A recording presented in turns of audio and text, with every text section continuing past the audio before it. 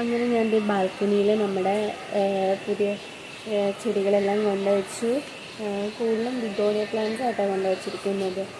എല്ലാ നമ്മുടെ കയ്യിലെല്ലാം ഉണ്ടായത് തന്നെ പൂവൊക്കെ ഇങ്ങനെ ഷെഡിൽ കൊണ്ടുവച്ച് കഴിഞ്ഞപ്പോഴേക്കും നന്നായിട്ട് പൂവൊക്കെ ഇടാൻ തുടങ്ങിയിട്ടുണ്ട്. ഇതുകൊണ്ട് ഇതിൽ നിറയെ മുട്ടുകളും പൂക്കളുമാണ്. പിന്നെ നമ്മുടെ ഡെൻഡ്രോബിയം ഓർക്കിഡ്സിൻ്റെ രണ്ടെണ്ണം ഇവിടെ കണ്ടുവച്ചിട്ടുണ്ട്. ഒരെണ്ണത്തിൽ പൂവൊക്കെ തീർന്നു.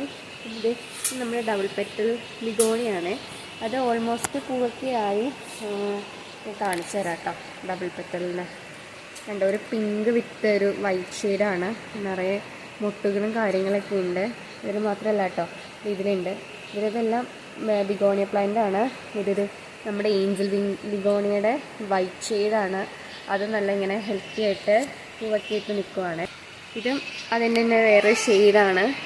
പിന്നെ നമ്മുടെ റെക്സ് ബിഗോണിയയിൽ പൂക്കളൊക്കെ ആയിട്ടുണ്ട് കേട്ടോ.